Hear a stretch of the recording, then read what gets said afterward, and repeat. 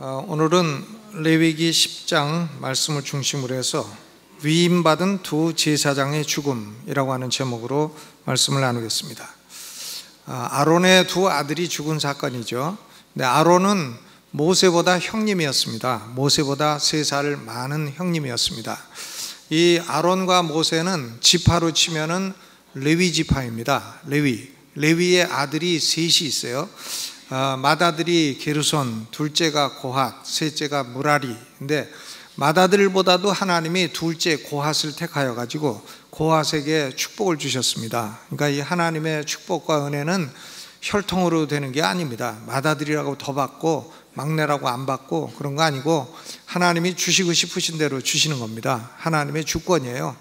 그래서 둘째가 은혜를 입어 가지고 이 고핫이 아들을 낳았는데 그 아들 이름이 아므람이고, 아므람이 또 자식들을 낳았는데 그게 모세하고 아론, 그리고 딸이 미리암, 그렇습니다. 그러니까 아론과 모세의 아버지는 아므람이고 할아버지는 고핫이고 증조 할아버지가 레위, 족보가 그렇게 되는 것이죠. 그러니까 모세와 아론은 레위의 증손자들이라 이렇게 볼 수가 있습니다.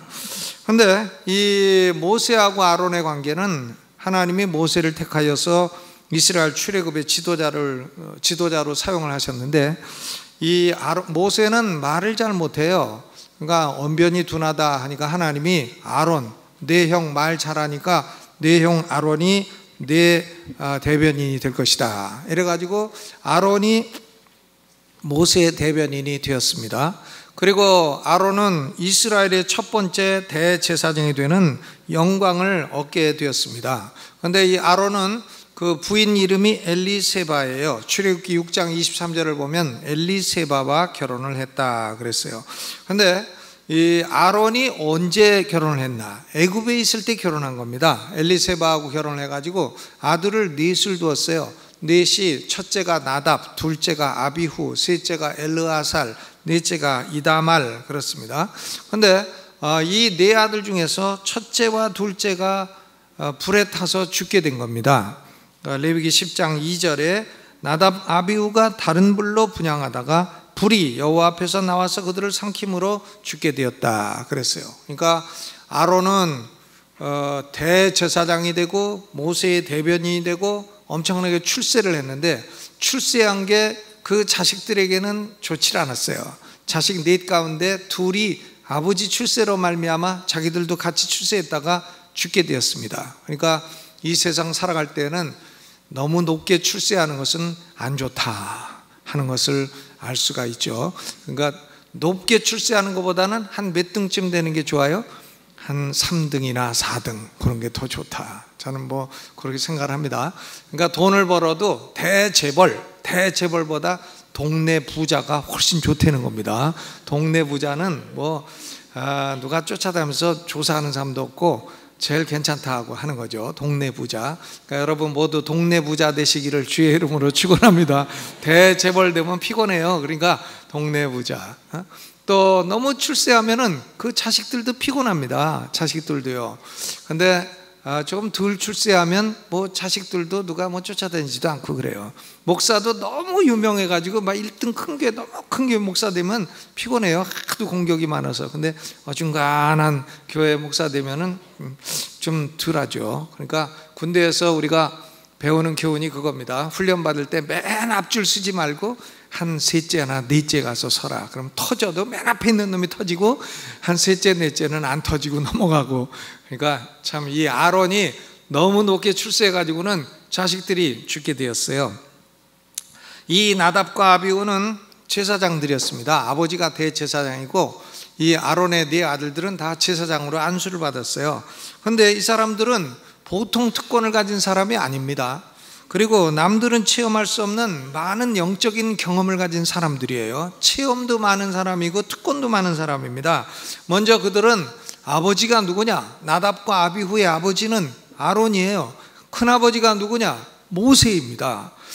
그러니까 큰아버지 모세, 아버지 아론, 얼마나 대단해요.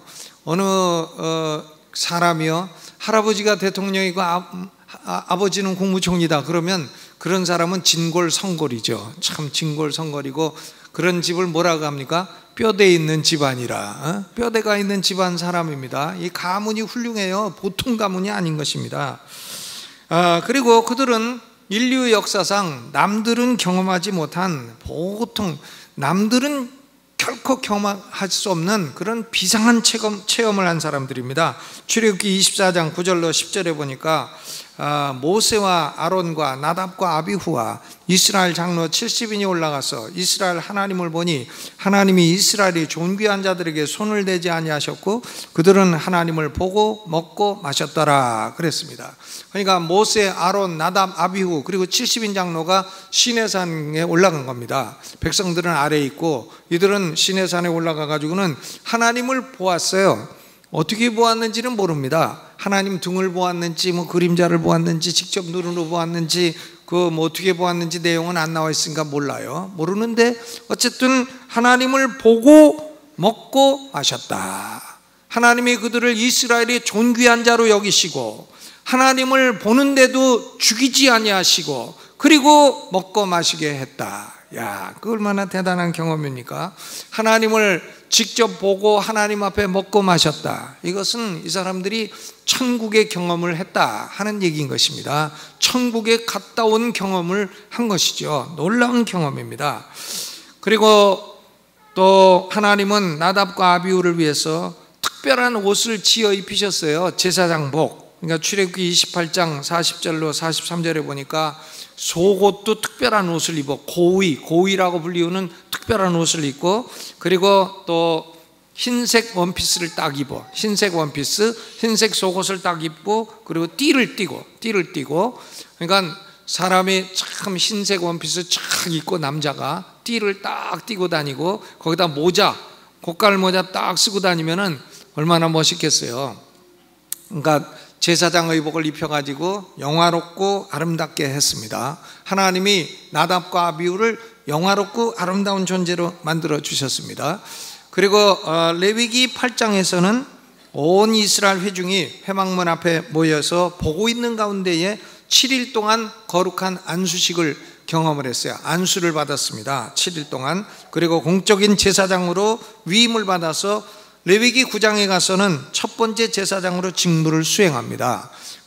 속죄제도 드리고 번제도 드리고 화목제도 드리고 그리고 나서 모세와 아론이 축복을 하니까 여호와의 영광이 나타나고 불이 여호와 앞으로 나와가지고는 단 위에 번제물과 기름을 다 사르게 되었다 해서 온 백성이 이것을 보고 엎드리며 소리 지르고 엎드렸다 그랬어요. 그러니까 나답과 아비후는 이런 현장에서 주인공으로 일하다가 하나님께 범죄해서 죽게 된 것입니다. 주인공으로 일을 하다가. 여러분, 이 사건은 구약 성경에 세 군데나 더 기록이 되어 있습니다. 레위기 10장뿐만이 아니라 민수기 3장 4절에도 기록이 되어 있어요. 나답과 아비후는 시내 광야에서 다른 불을 여호와 앞에 들이다가 여호와 앞에 죽었다. 민수기 26장 61절에도 똑같은 말씀이 기록되어 있고 역대상 24장 2절에도 나답과 아비후가 그 아비보다 먼저 죽고 아들이 없으므로 엘르아살과 이다말이 제사장의 직분을 행하였더라 그랬습니다. 그러니까 나답과 아비후는 죽었을 뿐만이 아니라 아들도 없이 죽었어요. 자식도 없이 죽었습니다. 만약에 나답과 아비후가 죽었을 때 자식이 있었으면 그 자식이 대제사장을 잇게 되는 건데 자식이 없이 죽었습니다. 근데 이스라엘 족보에서는 자식 없이 죽은 사람은 족보에서 빼버려요. 그러니까 이 나답과 아비후는 족보에도 못 들어갈 사람이 되었습니다. 아비보다도 먼저 죽었고 여호와 앞에서 죽었다 그랬어요. 자식도 없이 죽고 아비보다 먼저 죽고 여호와 앞에 죽고 그리고 편안한 죽음을 죽은 것도 아니라 불이 타서 죽게 되었습니다. 억울하게 죽은 것이 아니라 여호와 앞에서 공의로운 심판을 받아서 죽었다 하는 얘기인 것입니다. 이것이 구약 성경에 여러 번 기록된 이유는 성도들에게 특별한 교훈과 경고를 주기 위함인 것입니다. 영적인 특권이 있고 많은 영적인 경험이 있다고 해도 하나님 앞에서 교만한 마음으로 불순종하지 말라는 경고의 말씀인 것입니다. 그럼 먼저 나답과 아비후에게 현장의 사망을 가져오게 한 죄는 뭔가? 이 나답과 아비후의 죄는 언뜻 보기에는 큰 죄 같아 보이지 않습니다. 하나님에게 제사장이 어쨌든 예배하려고 한 거 아닙니까? 하나님에게 제사 드리고 분향하려고 했던 겁니다. 그런데 하나님이 죽이시느냐? 이렇게 생각할 수도 있어요. 하나님은 그 뭐 조그만 실수하면 그렇게 확 죽이시는 하나님이냐? 이렇게 생각하고 하나님을 비난할 수 있습니다. 나답과 아비후의 편을 들고 하나님을 비난하고 그럴 수가 있어요. 그런데 나답과 아비후가 죽고 난 이후에 모세가 증거한 하나님의 말씀을 보면 나답과 아비후의 죄가 작은 죄가 아니라는 걸 알 수가 있습니다. 3절을 같이 읽어보시죠. 3절. 모세가 아론에게 이르되 이는 여호와의 말씀이라 이르시기를 나는 나를 가까이 하는 자 중에 내가 거룩하다 함을 얻겠고 온 백성 앞에 내가 영광을 얻으리라 하셨느니라. 아론이 잠잠하니 그랬습니다. 그러니까 모세는 제사장을 뭐라고 했냐면 여호와를 가까이 하는 자라, 하나님을 가까이 하는 자라 그랬어요. 근데 하나님을 가까이 하는 자 중에 하나님이 거룩하다 함을 입어야 됩니다. 제사장들은 하나님은 거룩한 분이시다 이렇게 해야 돼요. 하나님을 거룩한 분으로 그렇게 섬겨야 됩니다. 그럼 거룩하다는 게 무슨 뜻이냐? 거룩하다는 것은 holiness, 이것은 separation, 구별된 분이시다는 뜻입니다. 구별된 분이시다. 즉 여호와 하나님은 애굽의 신들과는 다른 신이다 그런 거죠. 애굽의 신, 귀신들, 잡신들하고 여호와 하나님을 동일하게 여겨서는 안 된다. 여호와 하나님은 그런 잡신들하고는 구별된 분이시다. 그걸 제사장들이 드러내야 된다 그런 말씀이에요. 그런데 나답과 아비후는 그렇게 안 했다는 거죠. 그러니까 무슨 얘기인가 하면 여호와 하나님이나 애굽 신이나 다 신은 마찬가지고 신은 다 그게 그거 아니냐 이런 태도를 가지고 분향을 하려 했다는 말씀인 것입니다. 그러니까 자기가 어렸을 때 애굽에서 보니까 이 애굽 신들 제사장들도 제멋대로 제사를 지내도 애굽 신들이 죽이지 않더라 그죠. 그러니까 뭐 여호와 하나님도 별 수 있겠느냐, 애굽 신하고 마찬가지고 하나님 말씀대로 안 했다고 해도 제사장을 죽이겠느냐 그런 태도이죠. 하나님을 거룩한 분으로 여기지 아니하셨고 고로 나답과 아비후가 여기서 그대로 살아있다고 한다면 일반 백성들이 생각하는 거예요. 야, 여호와 하나님도 별 수 없구나. 하나님 말씀대로 안 해도 그냥 놔두는구나. 여호와 하나님이나 애굽 신이나 무슨 차이가 있나 이런 생각을 하게 되는 겁니다. 그러니까 나답과 아비후는 하나님을 거룩하게 여기지 아니했고 하나님에게 영광을 돌리지 아니한 죄를 범했다 그런 말씀인 것입니다. 그러면 아론의 아들이 넷이나 있는데 왜 그 가운데서 첫째와 둘째가 이런 태도를 가지고 있었나? 셋째, 넷째는 그런 태도가 없어요. 엘르아살과 이다말은 그렇지 않은데 첫째, 둘째인 나답과 아비후만 이런 못된 태도를 갖고 있었다 그런 얘기죠. 성경은 왜 그랬는지 그 답을 명확하게 제시하고 있지는 않습니다. 그러나 우리는 추측해 볼 수가 있어요. 왜냐하면 이들이 나답과 아비후가요 셋째, 넷째보다는 어려서 애굽에서 보낸 시간이 많습니다. 애굽에서 오랜 시간을 보냈어요. 그러니까 젊은 시절, 어린 시절, 청년 시절 그리고 장년 시절을 이 나답과 아비후는 애굽에서 지낸 겁니다. 어렸을 때에 교육을 받은 거예요. 어렸을 때 교육을 받았고 어렸을 때에 노예라고 하는 환경 속에서 자라난 겁니다. 그래가지고 어려서 애굽에서 받은 교육의 환경이 이들을 계속 지배한 것이 아닌가 이렇게 생각할 수 있습니다. 잠언 22장 6절에 보니까 마땅히 행할 길을 아이에게 가르치라 그리하면 늙어도 그것을 떠나지 아니하리라 그랬어요. 그러니까 우리는 나답과 아비후의 죽음을 볼 때에 이 어린 자녀들을 향한 교육은 절대로 중요하다. 어린 자녀들에게 무슨 교육을 시키는가에 따라서 그 사람 인생은 그대로 되는 겁니다. 그러니까 운동을 시켜도 어렸을 때 가르쳐야 돼요. 그래야지 나중에 잘하게 됩니다. 어렸을 때 뭐든지 배우면 잘해요. 외국어도 뭐 50 넘어가지고 학원 다니고 영어 배우겠다고 한 사람은 그냥 그 돈 갖고 짜장면이나 사잡수시는 게 좀 낫지 않나. 뭐 안 됩니다. 50 넘어갖고 외국어가 어떻게 됩니까? 처음에 조금 느는 것 같다가 한 2달 지나면 도루묵 되는 거예요. 그런 걸 도루묵이라고 그래. 절대 안 되죠. 어려서 다 배워야 됩니다. 어려서 뭐든지 배우면 나중에 다 그렇게 돼요. 어려서 그 옳은 사상을 배우면 그 사람은 옳은 사람이 됩니다. 어려서 그릇된 사상을 배우면 커서도 그릇된 사람이 됩니다. 어려서의 교육을 떠날 수 없어요. 왜? 아는 게 그밖에 없기 때문에 그런 사람이 되는 겁니다. 그러니까 요 어린 시절의 교육이 아주 중요하다. 이것을 아는 집단이 두 집단이 있어요. 하나는 로만 카톨릭 천주교입니다. 그러니까 미국에 가보면 교육을 다 국가에서 시켜도 천주교만큼은 초등학교를 천주교 초등학교를 만들어서 자기들 자녀를 교육시킵니다. 그러니까 천주교의 원리가 그거죠. 자녀들을 우리에게 주라. 그래야만 그들을 평생 천주교인으로 만들겠다. 어려서부터 천주교를 교육을 시키고 주입을 시키니까 절대 떠나지 않아요. 떠날 수가 없습니다. 아는 게 그밖에 없었어요.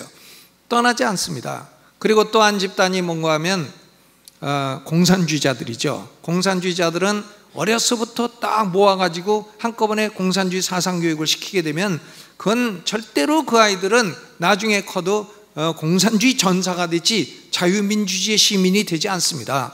절대로 어려서의 교육이 중요한 거예요. 그걸 떠나지 않습니다. 신학교육도 똑같아요. 신학교육도 알미니안주의 교육만 계속 받은 사람은 나중에 칼빈주의를 듣게 되면 절대로 받아들이거나 믿지 않습니다. 왜? 교육받은 게 그밖에 없기 때문이에요. 아는 게 그밖에 없기 때문이에요. 자유주의 신학으로 박사학위 받은 사람은 교수할 때도 자유주의 신학만 가르칩니다. 왜? 그밖에 몰라요. 다른 거 아는 게 없습니다. 그러니까 교육은 절대로 중요한 것이에요. 우리나라도 우리 한국 개신교도요, 이 자녀들 교육을 시키는 초등학교를 만들어야 됩니다. 교육부에게 다 맡길 일이 아닙니다. 교육부가 뭘 가르칩니까? 교육부가 왜 우리 자녀들을 가르쳐야 합니까? 우리 한국 개신교도 이 기독교인 자녀들을 별도로 교육시키는 초등학교 교육기관을 만들어야 돼요. 중고등학교는 소용없어요. 너무 늦었어요. 초등학교 유치원 때부터 찬송 한 곡이라도 가르치고 성경 구절 한 구절이라도 가르치고 어려서부터 이 기독교적인 사관을 배워야지, 안 그러면 민중사관밖에 가질 게 없습니다. 그거밖에 알지를 못해요. 그러니까 나답과 아비후의 현장 사망을 딱 보면서 우리는 아하, 자녀들의 어릴 적 교육이 너무나 중요하다. 여러분, 교회 직분을 가지고 있다고 하더라도 자녀들에게 신앙교육을 제대로 시키지 않으면 나중에 그 아이들은 하나님의 백성이 되지 않습니다. 그러니까 어제 강사님이 오셔갖고 장로님들 교육시키는데 자기가 어떤 교회 가서 집회했더니 장로 자녀들이 얘기한다는 거예요. 우리 아버지 돌아가시면 우리는 교회에 절대 안 나옵니다. 다들 그런다는 거예요. 우리 아버지 돌아가시면 우리는 교회에 절대 안 나옵니다. 왜? 어려서 교육을 잘못 시킨 거죠. 여러분, 그러면 나답과 아비후는 구체적으로 어떤 죄를 지은 것인가? 영어로 P로 시작되는 세 가지 죄를 지었습니다. 첫째로는 교만의 죄입니다. Sin of pride, 교만의 죄입니다.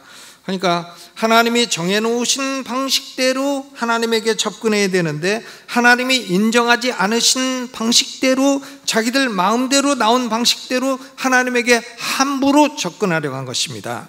자기들 멋대로 하나님에게 접근해도 하나님이 자기들을 맞아주셔야 한다고 생각한 것이죠. 하나님, 왜 하나님은 꼭 제사라는 방법, 또 하나님이 정해놓으신 분향이라는 방법으로만 맞이하려고 하십니까? 우리가 우리 뜻대로 우리 생각대로 해도 봐줘주셔야 될 거 아닙니까? 이제 그런 태도예요. 하나님 보고 잘못한다고 꾸짖는 태도죠. 하나님이 그밖에 모르십니까? 우리 생각도 인정해줘야 될 거 아닙니까? 하나님.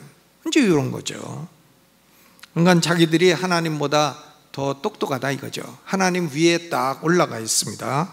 하나님보다 자기들이 어른이라고 생각을 하는 것입니다. 제사장 의복을 딱 입고 백성들이 우러러보는 제사장이 되니까 마음속에 교만이 일어나게 된 것입니다.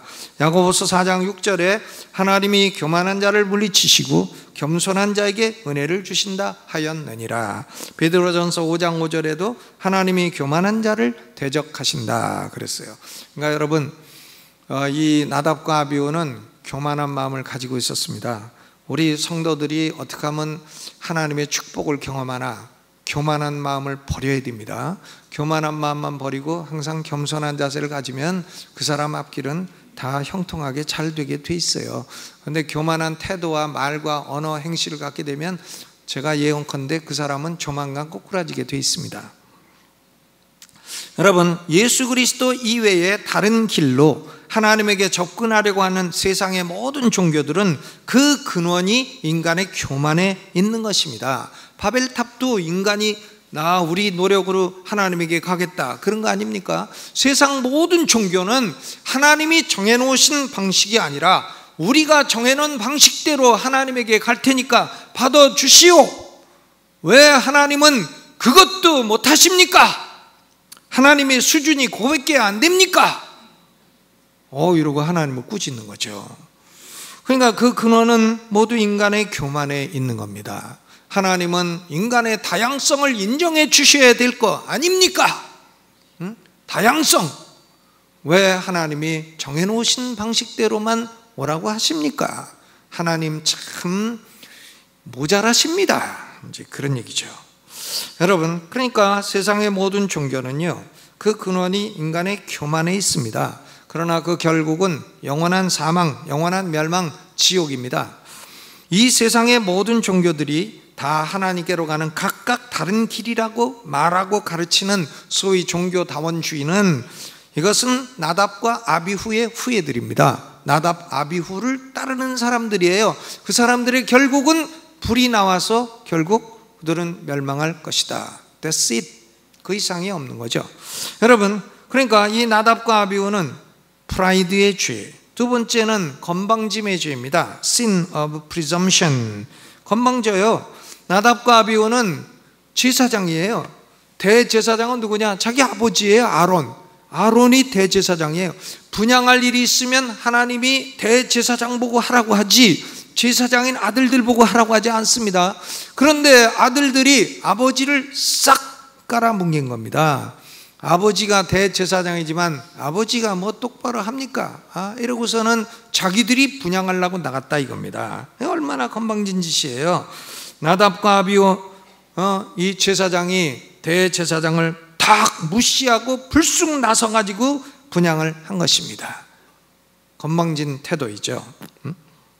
민수기 15장 30절로 31절에 본토 소생이든 타국인이든지 무릇 짐짓 무엇을 행하면 여호와를 회방하는 자라. 짐짓이라는 말이 영어로 presumptuously, 건방지게라는 뜻이에요. 건방지게. 그러니까 건방진데 어느 정도로 건방지나, 하나님을 회방하고 하나님 말씀을 멸시할 정도로 건방진 사람은 결국은 그 죄악이 자기에게로 돌아가서 온전히 끊쳐지리라. 온전히 끊쳐지리라 그랬습니다. 그러니까 우리 사람들은 다 우리 위에 하나님이 계시고, 또 자녀들은 위에 부모가 계시고, 또 직장에서는 상사가 계시고, 다 그런 거죠. 사람은 누군가를 다 자기 위에 모시고 섬겨야 되는 존재입니다. 그런데 내 위에는 아무도 없다, 내가 제일 높다, 그러면 그 사람은 건방진 태도를 갖게 돼요. 말도 건방지고 이 태도도 건방지고. 그러면 그런 태도는 결국은 그 속죄할 제사도 없고 결국 그는 멸망을 당하게 되는 것입니다. 그러니까 이 나답과 아비후는 첫째 교만하고, 둘째로 건방지고, 셋째로는요 모든 걸 왜곡시켜. Sin of perversity, 왜곡의 죄입니다. 왜곡, 다 삐뚤어져. 다 모든 것이 바른 게 아무것도 없어요. 여러분, 여기 나답과 아비후는요 분향을 하려면은 하나님이 모세를 통해서 만드신 분향단에다 해야 될 거 아닙니까? 그 분향단은 어디 있냐면은 성소 안에 있어요. 성소 안에 그 성소와 지성소를 가르는 휘장 바로 앞에 있습니다. 거기 분향단이 한 개가 딱 있는 거예요. 그런데 이 사람들은 10장 1절을 잘 보세요. 1절. 아론의 아들 나답과 아비후가 어떻게 해요? 각기 향로를 가져다가 censers, 각기 자기 향로를 갖다가요, censers 복수입니다. 복수. 향로들을 각각 자기 거 다 갖고 와, 자기 집에서 쓰던 거 다 갖고 와가지고는 여호와께 분향을 했다. 향로도 잘못된 향로예요. 그리고 하나님이 분향하라고 명하시지도 아니했는데도 하나님 명령과 상관없이 분향하게 되는 겁니다. 그리고 분향할 시간도 아니에요. 분향은 아침 저녁으로 해야 되는데 시간도 아닐 때 분향하려고 했습니다. 그리고 분향을 할 때에는 하나님이 위에서 내리신 불, 번제단에 있는 불을 갖다가 옮겨가지고 분향을 해야 돼요. 그런데 자기 주머니에서 딱 라이터 꺼내갖고 탁탁 켜갖고 했다는 얘기죠. 하나님 담배 한 대 하시죠. 이러고 했다는 얘기예요. 요새 애들 얼마나 건방져. 젊은 애들 딱 담배 피우고 노인들한테 불 있습니까? 아주 입만 갖고 댕겨. 입만. 담배도 얻어피고, 날 마른 날 주워 피고, 날 굳은 날 얻어피고. 우리 학교 다닐 때 담배 피우는 애들 맨날 그랬어요. 날 굳으면은 못 주워 펴. 왜? 젖어갖고. 그러니까 날 굳은 날 얻어피고, 날 마른 날 주워 피고. 불은 또 없어. 그러니까 불도 또 얻어피고, 얻어 붙여. 어른 다른 사람 보고 어른 보고 붙여달래. 그냥 입만 갖고 댕기는 거죠. 여러분, 이 나답과 아비후는 하나님이 명하시지 않은 다른 불 가지고, 담뱃불 가지고 분향을 하려 했다. 그리고 향단도 제 향단이 아니고, 시간도 제 시간 아니고, 장소도 제 장소가 아니에요. 이 사람들이 죽은 장소를 보면 거기 10장 4절에 보니까 너희 형제들을 성소 앞에서 진 밖으로 메어 가라 그랬어요. 성소 앞에서 진 밖으로 내어 가라. 이게 in front of the sanctuary, 성소 앞에서 분향을 했단 말이에요. 성소 앞에서 분향하면 안 되는 것입니다. 성소 안에서 분향을 해야지. inside the sanctuary, 성소 안에서 분향을 해야지. 이게 outside of the sanctuary, 성소 밖에서 분향하면 안 되는 거죠. 그러니까 분향단도 잘못됐고, 시간도 잘못됐고, 또 불도 잘못됐고, 장소도 잘못됐고, 하나님의 명령도 없는데 자기들이 건방진 태도로 향을 분향을 하려고 했고, 그래서 그들은 죽게 되었습니다. 이 나답과 아비후는 뭐 하나 똑바른 게 아무것도 없어요. 다 삐뚤어졌어. 왜 이들은 삐뚤어졌나? 이들 성격이 삐뚤어진 성격이에요. 삐뚤어진 성격. 여러분, 예수 믿는 사람들은요, 이 성격이 삐뚤어지면 안 됩니다. 옳은 건 옳다고 아닌 거 아니다 해야지, 막 삐뚤어져 가지고 그냥 모든 것을 삐딱선을 타. 삐딱선 아시죠? 삐딱선을 타고, 뭐 말 한마디 해도 삐딱선 타고, 행동 하나 해도 삐딱선 타고. 삐딱선. 저는 좋아하는 동요가 있습니다. 아침바다 갈매기는 은빛을 싣고, 고기잡이 배들은 금빛을 싣고. 이런 노래인데 너무 좋은데 영 모르는 표정으로 앉아 계시네. 그런데 은빛 금빛을 싣고 가는 배가 삐딱선이 돼가지고 삐딱삐딱삐딱 하면 되겠습니까? 이 나답과 아비후는 어느 것 하나 옳은 것이 없고, 모두 다 왜곡되고, 모두 다 삐뚤어졌어요. 그들은 삐뚤어진 성격을 가진 사람, 아예 어려서부터 삐뚤어진 성격을 가지고 성장을 해가지고 모든 게 삐뚤어졌다, 그런 얘기죠. 여러분, 그러니까 이 하나님이 나답과 아비후를 그대로 놔두시면 백성들이 여호와는 별 수 없도다, 여호와는 결국은 저렇게 막 대들어도 그냥 놔두는 하나님이 싫어다 해가지고 하나님을 그 다음부터 백성들도 멸시하게 되는 겁니다. 그러니까 나답과 아비후는 죽을 수밖에 없는 거예요. 죽을 죄를 지은 겁니다. 그러면 나답과 아비후는 어떤 벌을 받았나? 2절에 보니까 불이 여호와 앞에 나와서 그들을 삼킴에 그들이 여호와 앞에서 죽은지라. 그랬어요. 죽었어요. 불이 나와가지고 불이 삼켜서 죽었습니다. 그런데 보통 불 같으면은 옷부터 먼저 타잖아요. 옷. 그러니까 월남이 망할 때 월남의 그 중들이 엄청나게 분신자살을 많이 했습니다. 분신자살. 뭐 살기가 싫었는가 봐. 그냥 휘발유를 탁 뒤집어 쓰고, 그럼 자기가 안 붙였다 옆에 있는 사람이 탁 갖다 성냥불 붙이면은 분신자살하는데 옷부터 다 타고 그다음 몸이 탑니다. 그러니까 일반적인 그 불은 옷부터 태우죠. 그런데 이 나답과 아비후는 옷이 타질 않았어요. 5절 읽어봅니다. 10장 5절 읽어보죠. 시작. 그들이 나와 모세의 명대로 그들을 옷 입은 채 진 밖으로 메어내니, 옷은 그대로 입고 몸만 탔어요.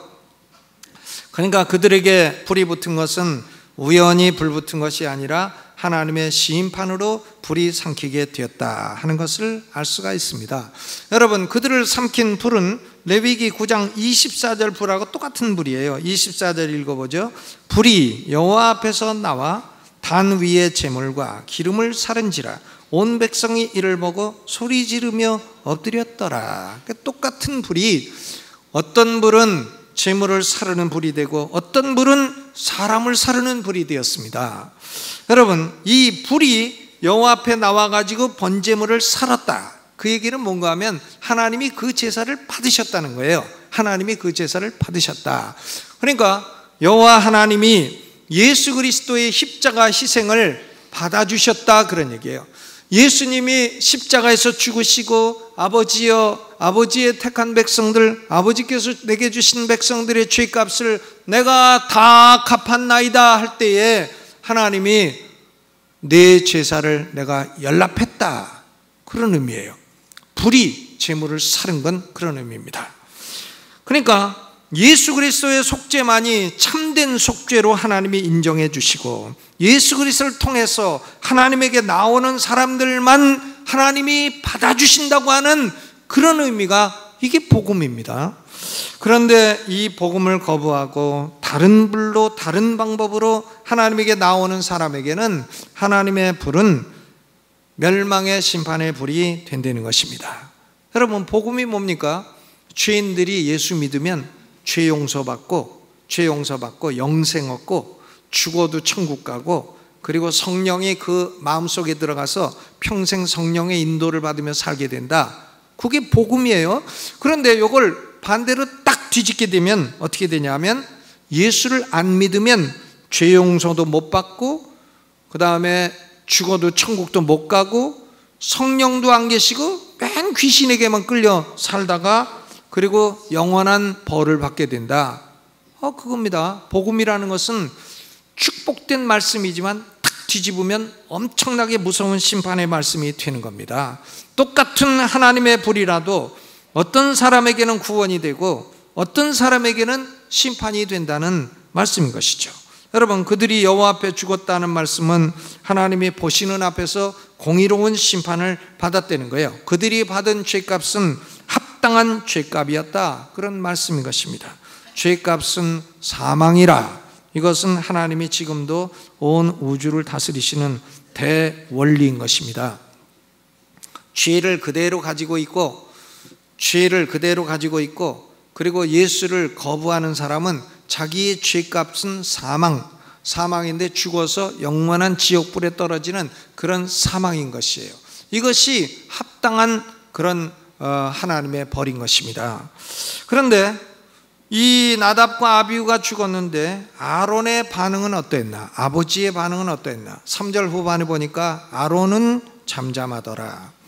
아니, 아들 넷 가운데 둘이 죽었는데, 그것도 첫째 둘째가 죽었는데 아버지가요 아무 말 안 합니다. 잠잠해요. 잠잠해. 아버지로 잠잠했다. 왜? 하나님이 공의로운 심판을 하셨기 때문에 반항하는 말이나 반항하는 태도를 보이지 아니했다는 말이에요. 물론 하나님은 아론이 인간적으로 슬퍼하는 것까지 못하게 한 건 아닙니다. 6절을 읽어보죠. 6절 시작.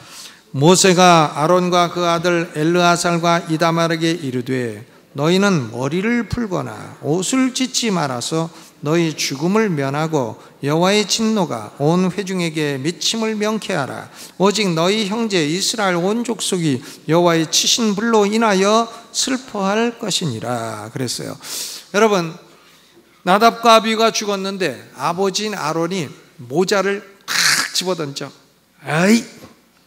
집어던지고 옷을 탁 찢어. 내가 대제사장 안 하겠다, 못해 먹겠다. 내 자식들 죽었는데 대제사장이 무엇을 대제사장이냐. 그래서는 딱 벗어가지고 던져버리고, 모자도 던져버리고, 하나님 그럴 수가 있습니까? 아니 그래도 제사하려고 하는 동기로 제사한 내 아들들을 죽이십니까? 여호와가 그런 하나님이십니까? 하고 반항을 하고 던져버리고 찍고 그랬으면 어떻게 됐을까? 아론도 죽었어요. 아론도 거기서 죽은 겁니다. 그러니까 하나님의 공의로운 심판에 대해서 죄인들과 동참하고 동조하는 행동을 보이는 것은 죄인들이 받을 심판에 함께 참여하는 어리석은 짓이라는 말씀인 것입니다. 모세가 분명히 그 원리를 전달했어요. 마음으로만 슬퍼하고 하나님의 공의로운 심판에 반항하거나 그리고 반항하는 말이나 비판하는 행동이나 이런 걸 하지 마라 하는 거죠. 여러분, 우리는 그런 생각도 해요. 우리가 천국 갔을 때 우리 가족들이 예수 안 믿는 사람들이 지옥 가서 막 고통하고 가족들이 그 어리석은 부자처럼 나사로야 뭐 물 한 방울만 찍어가지고 혀를 서늘케 하라 그러면 우리가 그때 얼마나 슬퍼할까? 하나님 그럴 수가 있습니까? 내 가족을 지옥에 보낼 수가 있습니까? 하고 하나님을 원망하는 마음이 생길 수가 있겠죠. 그러나 아론이 잠잠했더라 하는 거 보면 우리는 그래서는 안 되고 그러지도 않을 것이고 그럴 수 없으리라는 걸 우리는 알 수가 있습니다. 아멘. 그렇죠. 천국 가 있으면 우리 가족들이 지옥에 빠졌더라도 그 가족이 지옥에 빠져 있는 걸 보고 우리가 어찌 천국에서 기뻐할 수 있겠느냐? 그러니까 천국도 같은 지옥이 될 것이다. 뭐 이렇게 생각할 수 있지만 그건 그렇지 않다는 거예요. 하나님의 공의로운 심판에 대해서는 인간은 잠잠해야 된다는 겁니다. Silence. 여러분, 그러니까 하나님은 공의로운 하나님이에요. 공의로운 하나님이지만 사랑이 많으신 하나님이에요. 하나님의 두 가지 변함없는 속성은 공의와 사랑입니다. 이 세상에는 우리 대한민국에도요 거짓말하는 사람이 많아요. 이 세상에 거짓말쟁이가 많습니다. 뭘 거짓말하냐면 하나님은 사랑이시기 때문에 아무도 심판해서는 안 되고 아무도 지옥에 보내지 않으신다. 사랑의 하나님이 어떻게 해서 사람을 지옥에 보낼 수가 있느냐? 하나님은 아무도 지옥에 보내서는 안 된다. 그리고 으쓱으쓱 잘난 척해. 여러분, 이런 이론이 거짓말, 만인구원설이라는 거짓말이에요. 유니버설리즘, 만인구원설입니다. 오늘날 우리 한국 사회와 교회에 침투한 해방신학, 리버레이션 티올로지, 그리고 민중신학, 이 민중신학, 해방신학은 만인구원설에 근거한 이론입니다. 만인구원설이에요. 그러니까 만인구원설은 뭐냐? 하나님이 온 세상 사람을 아무도 지옥 안 보내고 다 천국에 보낼 것이니까, 천국에 보내니까 교회가 공연히 전도한다, 선교한다, 그런 일 하지 말라는 거예요. 그런 일은 하나님이 알아서 하시는 일이라는 겁니다. 그래서 이런 개념을 미시오 데이라고 합니다. 미시오 데이, the mission of God. 아주 좋은 말 같지만은 하나님이 영혼 구원은 사랑이 많으셔서 다 알아서 100% 구원하니까 교회는 전도니 선교니 그런 짓 하지 말라는 거예요. 복음 전도하고 선교하고 설교하고 그런 거 하지 말라는 겁니다. 그런 건 하나님이 알아서 하실 일이라는 거예요. Mission of God, Missio Dei라는 겁니다. 그러니까 그러면 교회는 무슨 일을 해야 되나? 이 사회에서 그저 프롤레타리아가 부르주아지에게 억압을 받을 때에 프롤레타리아 혁명을 도와주려는 거예요.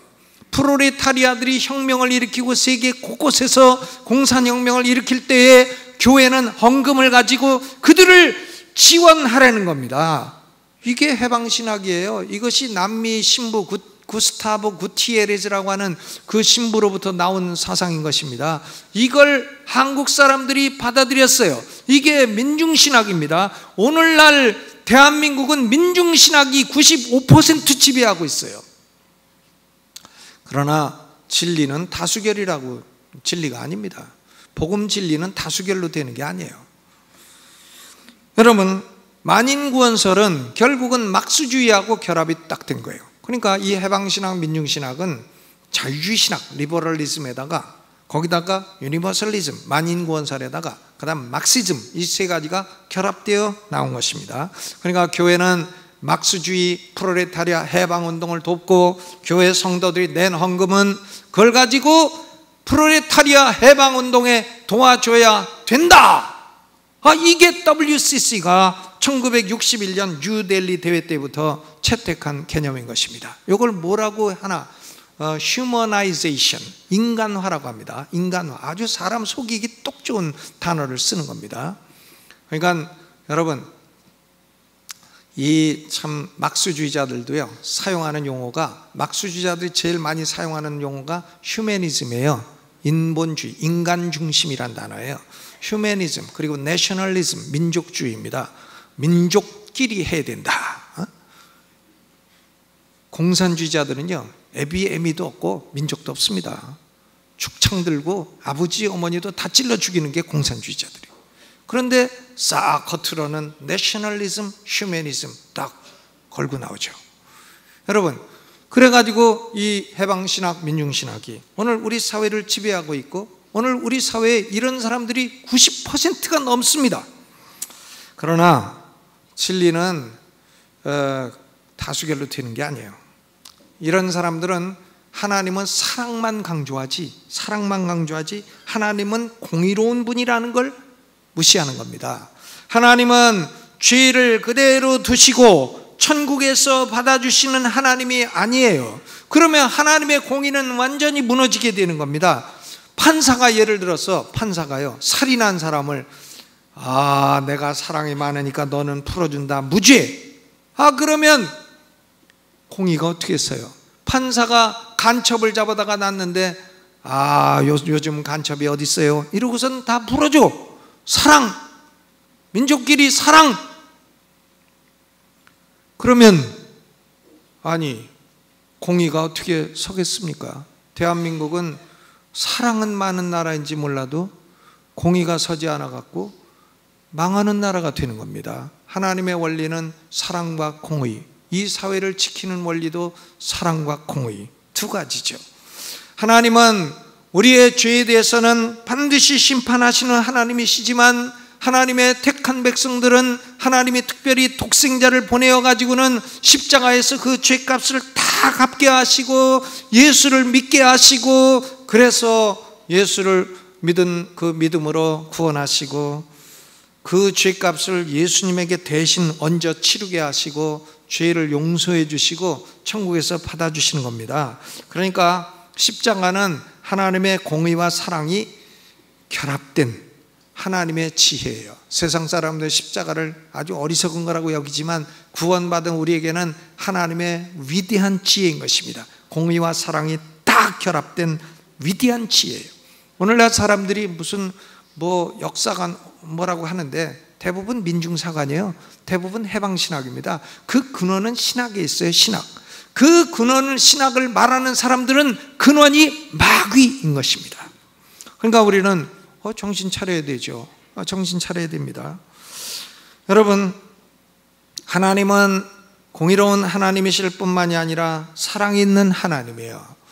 이 예수 그리스도의 십자가를 하나님이 인정해 주시고 그 속죄 제사를 받아주시고 예수 믿는 사람의 죄를 용서하고 천국에서 다 받아주시고 그들이 영생하는 새로운 인류가 되게 하는 것이 하나님의 계획인 것입니다. 지옥 심판의 불에 대해서 농담하는 사람이 많아요.